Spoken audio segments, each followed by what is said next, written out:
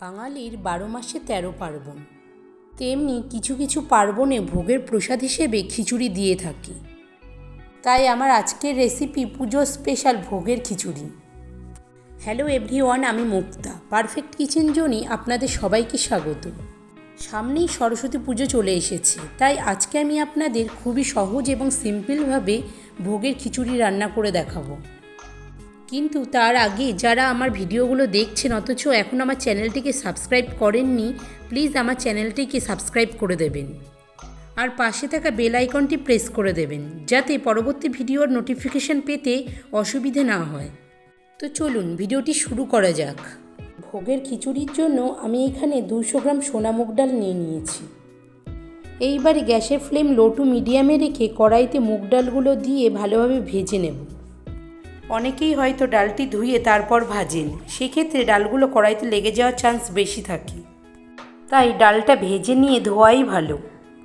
তখন দেখবেন ডালগুলো হালকা কালার চেঞ্জ করেছে আর ডালের থেকে খুব সুন্দর গন্ধ বের হচ্ছে, তখন বুঝবেন ডালটি খুব ভালোভাবে ভাজা হয়ে গেছে। এইবার ডালটিকে একটি কাচের বোলে নামিয়ে তাতে কিছুটা পরিমাণ জল দিয়ে ঠিক এইভাবে বেশ কয়েকবার জলটি পাল্টে পাল্টে ধুয়ে নিতে হবে। তারপর ধোয়া হয়ে গেলে জল থেকে ছেঁকে আরও একটি পাত্রে নিয়ে নেব। এইবার দেখাবো খিচুড়ি রান্নার আরও একটি বড় উপকরণ হলো গোবিন্দভোগের চাল। আমি এখানে 250 গ্রাম গোবিন্দভোগের চাল নিয়ে নিয়েছি। চালগুলো ওই একই পদ্ধতিতে 3 থেকে 4 বার জল পাল্টে পাল্টে ধুয়ে নিচ্ছি। এবার ওভেনে একটি হাঁড়ি বসিয়ে তাতে বেশ কিছুটা পরিমাণ জল দিয়ে দিয়েছি। 2 থেকে 3 মিনিট পর জলটি ফুটে উঠলে তাতে দিয়ে দেব মুগ ডালগুলোকে। এইবার 1 চা চামচ নুন আর 1 চা চামচ হলুদ গুঁড়ো দিয়ে ভালোভাবে মিশিয়ে নিয়ে 40% মুগ ডালটা কুক করে নিতে হবে। খিচুড়ি রান্নার জন্য খুব বেশি মশলা দরকার হয় না, তবে যতটুকু মশলা আমি এখানে অ্যাড করেছি চলুন সেটি দেখে নেওয়া যাক। বাটা মশলার জন্য প্রথমে একটি মিক্সিতে 1 টুকরো আদা পাতলা করে কুচিয়ে নিয়েছি। ঝালের জন্য নিয়ে নিয়েছি 5টি কাঁচা লঙ্কা, তারপর 1 চা চামচ গোটা জিরে আর নিয়ে নিয়েছি 1 চা চামচ রাঁধুনি। এইবার একটু জল দিয়ে মশলাটিকে ভালোভাবে বেটে নেব। খিচুড়ির মধ্যে দেওয়ার জন্য কিছুটা পরিমাণ ফুলকপি, একটা আলু আর একটা গাজর টুকরো করে কেটে ধুয়ে নিয়েছি। এইবার গ্যাসের ফ্লেম মিডিয়াম টু হাইতে রেখে কড়াইতে 50 মিলিগ্রাম সাদা তেল দিয়ে দেব। আপনারা চাইলে ঘি বা সর্ষের তেলেও রান্নাটি করতে পারেন। এবার তেল গরম হয়ে এলে কেটে রাখা আলু আর গাজরের টুকরোগুলো দিয়ে দেব। তারপর এর মধ্যে অ্যাড করব 1 চা চামচ নুন আর 1 চা চামচ হলুদ গুঁড়ো।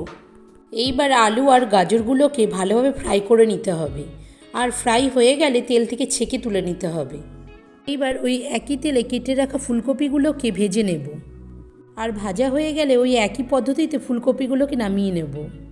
এদিকে আমার মুগ ডালটা 40% বয়েল হয়ে গেছে। এবার এর মধ্যে জল ঝরানো গোবিন্দভোগ চালটা অ্যাড করছি।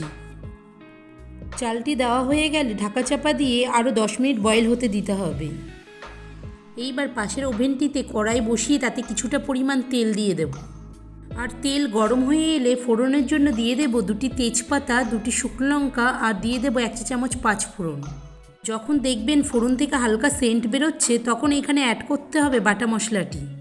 তারপর 2 থেকে 3 মিনিট কষিয়ে নেওয়ার পর দিয়ে দেব 1 চা চামচ হলুদ গুঁড়ো আর 1 চা চামচ নুন, আর দিয়ে দেব টুকরো করে রাখা টমেটোগুলো।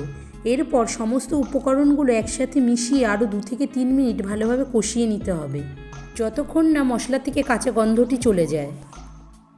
দেখুন মশলাটি ভালোভাবে কষানো হয়ে গেছে। এইবারে এই কষানো মশলাটিকে খিচুড়ির সাথে ভালোভাবে মিশিয়ে দিতে হবে। এই খিচুড়ি সম্পূর্ণ নিরামিষ, যে কোনো ঠাকুরের পুজোতে ভোগের প্রসাদ হিসেবে এই খিচুড়ি ব্যবহার করা যেতে পারে। অথবা বর্ষাকালে একটু বৃষ্টি হলেই অনেকেই আমরা খিচুড়ি খেতে ভালোবাসি, সেই ক্ষেত্রেও এইভাবে খিচুড়ি রান্না করতে পারেন। মোটামুটি আমাদের ভোগের খিচুড়ি অনেকটাই রেডি হয়ে গেছে। এইবার কড়াই গরম করে তাতে 2 চা চামচ ঘি দিয়ে দেব। তারপর ঘি গরম হয়ে এলে আগে থেকে ভিজিয়ে রাখা কাজু কিশমিশ হালকা করে ভেজে নেব। এইবার এই ভাজা কাজু বাদাম কিশমিশগুলো খিচুড়ির মধ্যে দিয়ে ভালোভাবে মিশিয়ে নেব। এতে খিচুড়ির স্বাদ অনেকটাই বেড়ে যায়। আপনাদের যদি এটি ভালো না লাগে তাহলে স্কিপ করেও যেতে পারেন। সবশেষে 1 চা চামচ চিনি দিয়ে নামিয়ে নেব। তারপর যে কোনো ভাজা বা আলুর দম সবজির সাথে পরিবেশন করতে পারেন। তো আজকের এই ভোগের রেসিপিটি যদি আপনাদের ভালো লাগে অবশ্যই কমেন্টে জানাবেন। আবার দেখা হচ্ছে পরবর্তী একটি ভিডিও নিয়ে আপনাদের সাথে। ততক্ষণ সবাই ভালো থাকবেন, সুস্থ থাকবেন। নমস্কার।